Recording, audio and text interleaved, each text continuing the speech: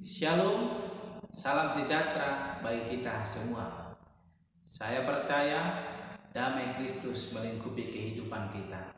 Amin. Kita kembali merenungkan firman Tuhan yang akan menjadi rema dalam kehidupan kita. Namun sebelumnya, mari kita puji Tuhan kita lewat pujian Jadikan Kami Satu. Kami rendahkan diri di hadapan-Mu, membawa hancur hati saat berseru, agar kami saling melengkapi tubuh-Mu, seperti Kau dan Yesus adalah satu. Jadikan kami satu seperti kerinduan-Mu, agar dunia tahu bukti nyata dari kasih-Mu. Sebelum kami pergi memberitakan kasih-Mu, mulailah dari kami lebih dulu. Jadikan kami satu. Jadikan kami satu seperti kerinduan-Mu, agar dunia tahu bukti nyata dari kasih-Mu. Sebelum kami pergi memberitakan kasih-Mu, mulailah dari kami lebih dulu. Jadikan kami satu. Mari Bapak Ibu yang terkasih, kita membuka Alkitab kita dari Injil Yohanes pasal yang ketiga, ayatnya yang ke-22 sampai dengan yang ke-36. Saya akan membacakannya bagi kita semua. Demikianlah firman Tuhan dengan perikop kesaksian Yohanes tentang Yesus. Sesudah itu Yesus pergi dengan murid-muridnya ke tanah Yudea, dan ia diam di sana bersama-sama mereka dan membaptis. Akan tetapi Yohanes pun membaptis juga di Ainon dekat Salim, sebab di situ banyak air dan orang-orang datang ke situ untuk dibaptis. Sebab pada waktu itu Yohanes belum dimasukkan ke dalam penjara. Maka timbullah perselisihan di antara murid-murid Yohanes dengan seorang Yahudi tentang penyucian. Lalu mereka datang kepada Yohanes dan berkata kepadanya, "Rabi, orang yang bersama dengan engkau di seberang sungai Yordan dan yang tentang dia engkau telah memberi kesaksian, dia membaptis juga dan semua orang pergi kepadanya." Jawab Yohanes, "Tidak ada seorang pun yang dapat mengambil sesuatu bagi dirinya kalau tidak dikaruniakan kepadanya dari surga. Kamu sendiri dapat memberi kesaksian bahwa aku telah berkata, Aku bukan Mesias, tetapi aku diutus untuk mendahuluinya. Yang mempunyai mempelai perempuan ialah mempelai laki-laki, tetapi sahabat mempelai laki-laki yang berdiri dekat dia dan yang mendengarkannya sangat bersukacita mendengar suara mempelai laki-laki itu. Itulah sukacitaku, dan sekarang sukacitaku itu penuh. Ia harus makin besar, tetapi aku harus makin kecil. Siapa yang datang dari atas adalah di atas semuanya. Siapa yang berasal dari bumi termasuk pada bumi dan berkata-kata dalam bahasa bumi. Siapa yang datang dari surga adalah di atas semuanya. Ia memberi kesaksian tentang apa yang dilihatnya dan yang didengarnya, tetapi tak seorang pun yang menerima kesaksiannya itu. Siapa yang menerima kesaksiannya itu, ia mengaku bahwa Allah adalah benar. Sebab siapa yang diutus Allah, dialah yang menyampaikan firman Allah, karena Allah mengaruniakan rohnya dengan tidak terbatas. Bapa mengasihi anak dan telah menyerahkan segala sesuatu kepadanya. Barang siapa percaya kepada anak, ia beroleh hidup yang kekal.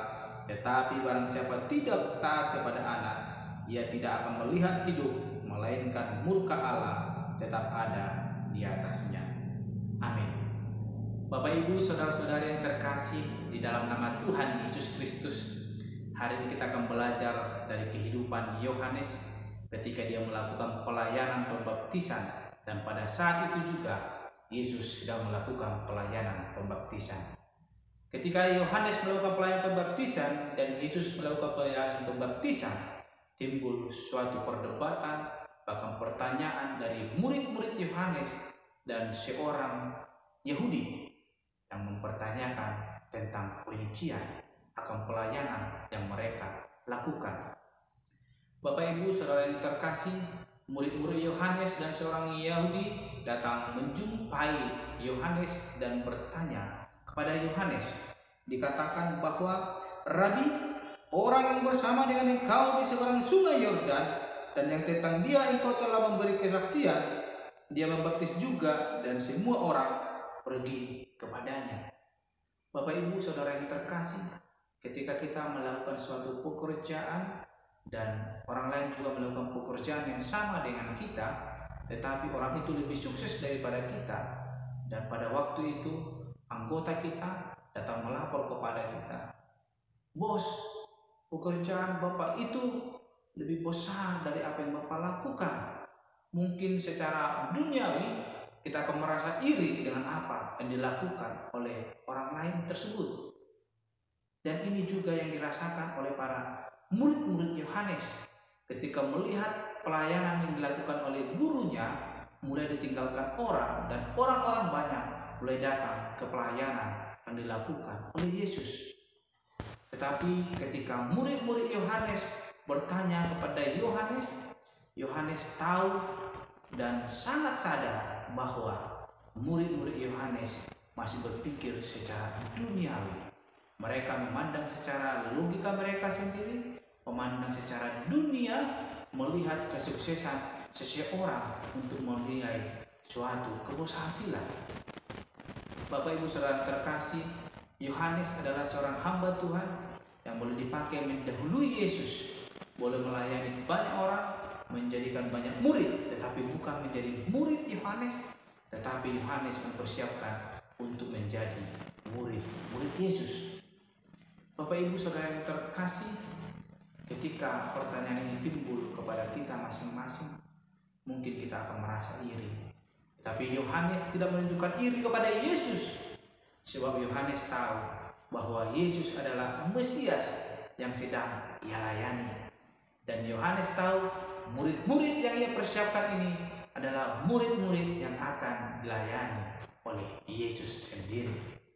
Bapak Ibu Saudara yang terkasih, sehingga Yohanes menjawab dengan tegas kepada murid-murid Yohanes. Dia berkata di ayatnya yang ke-27, jawab Yohanes, "Tidak ada seorang pun yang dapat mengambil sesuatu bagi dirinya kalau tidak dikaruniakan kepadanya dari surga." Bapak Ibu Saudara yang terkasih, Yohanes tahu jelas bahwa Yesus datang dari surga dan telah dikaruniakan bahwa orang-orang percaya akan datang kepadanya. Sehingga ketika Yesus melayani, ada banyak orang datang berbondong-bondong ingin melihat kuasa dan mukjizat yang dilakukan oleh Yesus Kristus. Dan ketika hal ini disampaikan oleh murid-murid Yohanes, dan ketika juga Yohanes melihat pelayanan yang dilakukan Yesus, Yohanes bukan sedih, Yohanes bukan iri, tetapi Yohanes bersuka cita. Kita melihat di ayatnya yang ke-29 dikatakan, "Yang empunya mempelai perempuan ialah mempelai laki-laki, tetapi sahabat mempelai laki-laki yang berdiri dekat dia, yang mendengarkannya, sangat bersuka cita mendengar suara mempelai laki-laki itu." Dia sadar bahwa Yesus adalah mempelai laki-laki, dan ketika dia mendengar suara kebenaran yang disampaikan oleh Yesus, itulah yang menjadi sukacita daripada Yohanes, sehingga dia berkata di ayat ke-30, "Ia harus makin besar, tetapi aku harus makin kecil." Ini adalah suatu sikap yang harus kita ambil daripada Yohanes ketika ia melihat siapa Yesus itu, ketika ada kabar-kabar yang tersampaikan kepada dia, tapi dia memiliki pandangan yang jelas tentang Yesus yang ia layani, dia bersuka cita. Ketika kebenaran itu ia dengar, dia bersuka cita. Demikianlah dengan kehidupan kita, Bapak Ibu. Kita mau belajar daripada Yohanes merendahkan diri kita di hadapan Tuhan. Kita harus menjadikan Allah kita semakin besar daripada kita. Karena apa Bapak Ibu? Ketika kita mendahulukan egois kita, mendahulukan diri kita sendiri, maka kita akan melupakan Tuhan dan kita akan berjalan sendiri. Maka ketika kita mulai tersandung, kita akan jatuh ke dalam pencobaan itu. Sehingga Yohanes tidak bisa tersandung Bapak Ibu, karena dia tahu Yesus yang dia layani adalah Mesias yang datang ke dunia. Dia melayani terlebih dahulu untuk mempersiapkan orang-orang untuk dilayani Yesus. Sehingga ketika murid-murid boleh menyampaikan keadaan itu, Yohanes tidak merasa sedih, tapi sukacita yang ada dalam hidupnya. Kita sebagai orang percaya, mari jangan bermegah karena diri kita sendiri, tapi bermegahlah karena Yesus yang adalah terang hidup itu sendiri, yang akan menuntun kehidupan kita. Kita jadikan dia nomor satu dalam hidup kita, sehingga dia akan menuntun kehidupan kita. Sebagaimana Yohanes telah menyaksikan di ayatnya yang ke-36 dikatakan, barang siapa percaya kepada Anak, ia beroleh hidup yang kekal. Tetapi barang siapa tidak taat kepada Anak, ia tidak akan melihat hidup, melainkan murka Allah tetap ada di atasnya. Bapak Ibu Saudara terkasih, ketika kita menjadikan Yesus nomor satu dalam hidup kita, situasi apapun yang terjadi dalam hidup kita, bisik-bisik apapun yang terjadi dalam telinga kita, itu tidak akan membuat kita jatuh dalam kehidupan ini. Tetapi ada Allah yang nomor satu yang akan memimpin kehidupan kita, yang akan menerangi kehidupan kita, karena dialah pemilik hidup yang kekal itu, karena dialah terang yang sesungguhnya. Oleh karena itu, mari kita belajar daripada Yohanes yang menjadikan Yesus nomor satu dalam hidupnya, sehingga dia boleh merendahkan diri di hadapan Tuhan, membiarkan Yesus melayani banyak orang, melayani orang-orang yang dilayani. Demikian dengan hidup kita, biarkan Yesus yang melayani kehidupan kita, sehingga hidup kita berkenan di hadapan Tuhan. Amin Bapak Ibu. Ketika kita mengandalkan egois kita, mengandalkan kekuatan kita sendiri, ketika bisik-bisik terjadi dalam kehidupan kita, kita bisa jadi terjatuh, kita bisa tergelincir dalam bisik-bisik tersebut, sehingga kita jatuh dalam pencobaan. Tapi ketika kita membiarkan Yesus yang memimpin kehidupan kita, menjadikan dia nomor satu dalam kehidupan kita, sebab dia yang datang, dialah yang memiliki hidup itu dan akan memberikan hidup itu kepada setiap orang yang percaya kepadanya.